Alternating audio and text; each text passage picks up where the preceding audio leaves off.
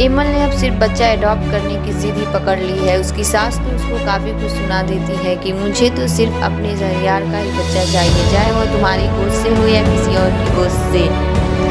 Emil यह सुनते ही शहरयार का मुंह तकती रह जाती है कि यह सास ने क्या बातें सुना दी है, और शहरयार भी चुप करके सुन रहा होता है। मेरी हिमायत में कुछ कहा तक नहीं।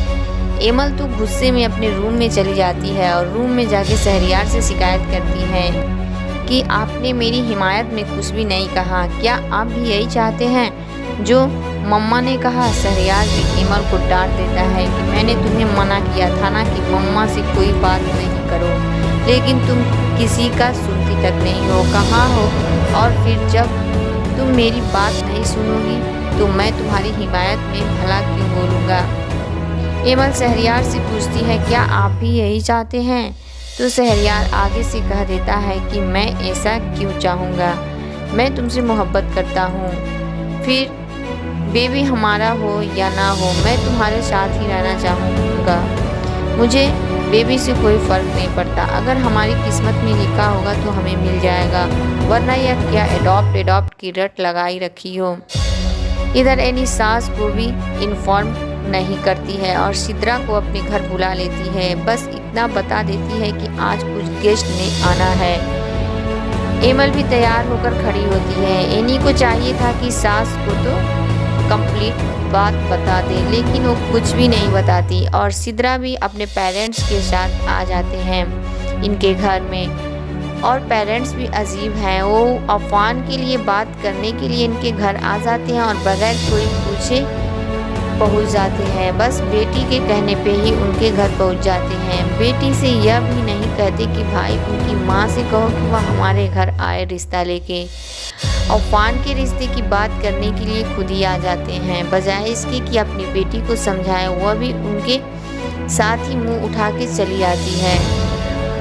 अफवान सब देखता है कि सिद्रा अपने पेरेंट्स के साथ आई है तो उसका तो मूड ही बिल्कुल ऑफ हो जाता है। वो यही सोचता है कि इसके साथ तो मैंने रिश्ता ख़त्म कर दिया था, फिर यह अपने पेरेंट्स के साथ आखिर क्यों आई है। दुर्दाना भी हैरान हो जाती है और पूछती है कि यह लोग यहाँ क्यों आए हैं। तो एनी उनको बताती है कि मैंने इन्हें इन्वाइट किया था ताकि आप लोगों को बता सके कि दुर्दाना तो एनी को डांट देती है कि तुम पागल तो नहीं हो, तुमने किससे पूछा और खुद से ही इनको इनवाइट कर दिया। क्या तुम्हें नहीं मालूम कि बाजी कभी भी सिद्रा और अफवान की शादी के लिए नहीं मानेंगी? बाजी तो अब आइमा को ही अपना बहू बनाना चाहती हैं और अफवान की शादी आइमा से ही करनी चाहती हैं। तुमने किसी की परमिशन भी नहीं ली, खुद से ही इनको इनवाइट कर लिया। सिद्रा को तो बहुत शदीद गुस्सा आ जाता है कि एनी ने किसी को बताया तक नहीं और हमें घर बुला के हमारी बेइज्जती करवा दी। उधर अफवान को भी डाउट होता है कि एनी ने ही इन लोगों को बुलाया है। वह जाके एनी से पूछता है कि ये लोग आखिर यहाँ पे क्यों आए हैं और किसके लिए आए हैं और किसकी परमिशन से आए हैं। मुझे लग रहा है कि आपने ही इन लोगों को इनवाइट किया है।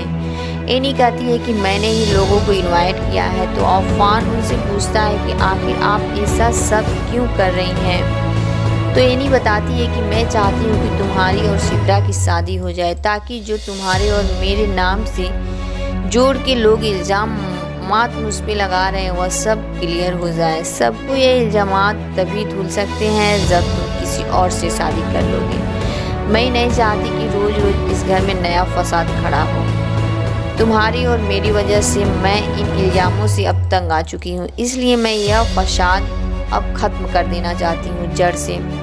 अफवान कहता है कि आप पागल तो नहीं हो गई हैं, मैंने आपको पहले ही बता चुका हूँ कि मैं सिद्रा से मोहब्बत बिल्कुल नहीं करता, फिर आखिर आपने क्यों इनको घर पर बुलाया है।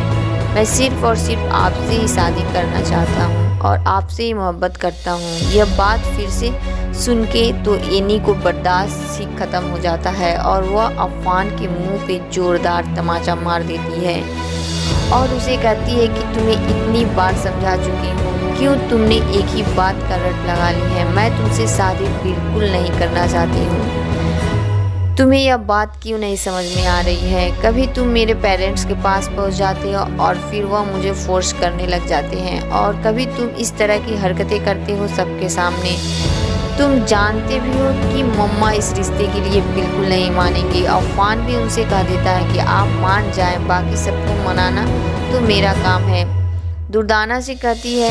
दुर्दाना कहती है आपने एनी की चालाकियाँ चेक की। उसने सिद्रा को अपने पेरेंट्स समेत इसलिए ही बुलाया था ताकि अफवान सबके सामने यह इकरार कर सके और इससे शादी की बात कर सके, और सबके सामने वह खुद साफ सुथरी बन जाती है बाजी। उसकी तो कोई गलती ही नहीं है। हालांकि खुद ही पहले उसने अफवान को अपने पीछे लगाया है और फिर अब ये सारे ड्रामे कर रही है।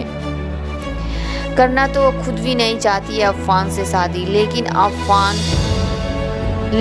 आपकी नज़रों में अच्छी बनना चाहती है, इसलिए ये सब ड्रामे कर रही है बाजी। उसकी ज़रूरत तो चेक करें कि उसने आपसे घर में सिद्रा और उनके पेरेंट्स को आपसे पूछे बगैर कैसे बुलवा लिया। अफवान तो एनी के पेरेंट्स के पास पहुंच जाएगा और उनको फिर से रिक्वेस्ट करेगा कि आप ही एनी को समझाएं और उसे मुझसे शादी के लिए मशवरा दें। उसको मेरी बात तो बिल्कुल समझ नहीं आ रही है। हालांकि मैं उसको बुरा नहीं चाहता, मैंने कभी भी गलत बात नहीं की है। मैं तो सिर्फ उसको अपनाना चाहता हूँ, और उसने सिद्रा को घर पे इनवाइट कर लिया ताकि उसके पेरेंट्स उसकी और मेरी शादी की बात कर सकें, और उनको यह भी बता देना कि एनी मुझसे शादी करे ना करे, लेकिन मैं सिद्रा से तो कभी किसी सूरत में शादी नहीं करना चाहता हूँ। अब एनी के पेरेंट्स भी एनी को समझाने की कोशिश करते हैं कि अफवान तुम्हारे लिए सबसे बेस्ट ऑप्शन है, लेकिन एनी उनको भी मना कर देती है कि अगर आपने दोबारा ऐसी बातें की तो मैं आपके घर आना ही बिल्कुल छोड़ दूंगी।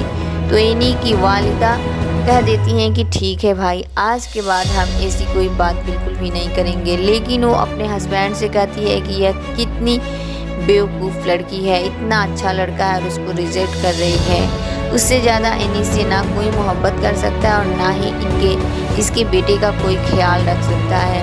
इस लड़की की जिद है कि इसने शादी की ही नहीं।